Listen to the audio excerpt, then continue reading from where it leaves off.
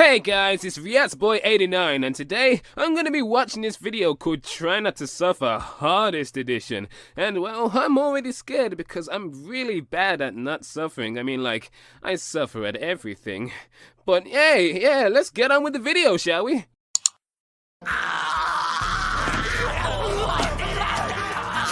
But I'll get back to that. See, what ReZero is about is the journey that Subaru takes to get past whatever obstacle comes his way, often having to die repeatedly to figure out the correct thing to do. So you see all those comments you see on the internet telling Subaru to fucking kill yourself! They're just trying to offer some form of genuine advice. Probably. Literally fucking kill yourself though. The first thing that really stands out about this show is its surprisingly dark and gory content, which contrasts the saturated colours and bright tone the series initially gives off. Yet it manages to pull this off without ever feeling too out of place or edgy. It's not teen angst we're dealing with here, and it's not violence for the sake of violence either. It does well to highlight the fact that the act of dying is not a pretty thing, showing us why Subaru doesn't want to off himself whenever there's just the slightest hint of trouble. But the series truly starts to shine during the second half when the mechanics of the time reset are used to the greatest effect. And what effect is this?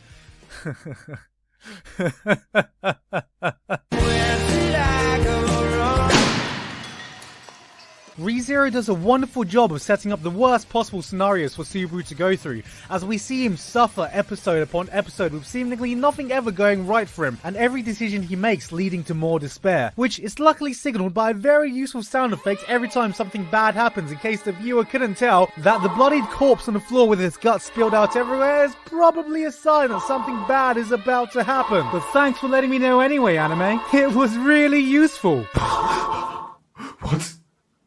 What's happening?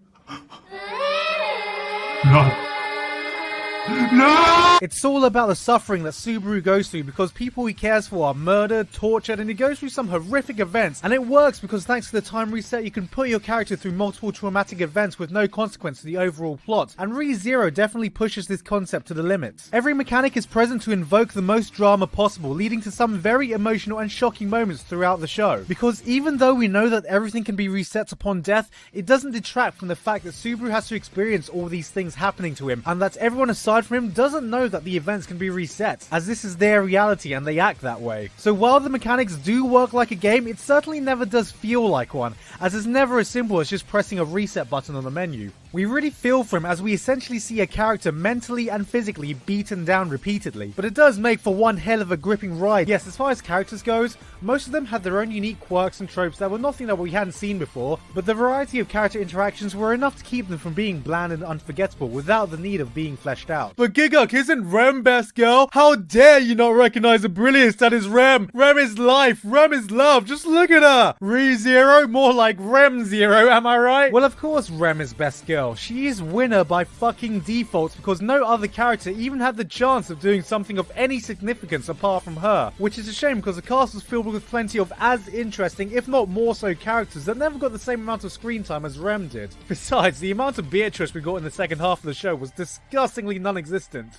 I suppose. But this never really was about the rest of the cast, as with shows like Steins Gate, you'll always have problems with developing characters when a show has a time loop structure, since relationships are constantly being reset and it's mainly up to the main character to carry all the developments himself. So while I've mentioned all the good things about Subaru as a character and how his development is what makes the show such an endearing watch, my biggest gripe is that his central driving force for anything he does, his love for Amelia, makes no goddamn sense. We're given very little reason as to why he fell so deeply in love pretty much immediately, especially when she doesn't even stand out from the rest of the female cast. I mean, sure, she's the first one to help him out, and she's nice, and Hey, you don't talk about Amelia like that, okay? You see this smile? I'm ready to fucking propose because of this smile. He just wants to see her smile! Oh, and she can smile.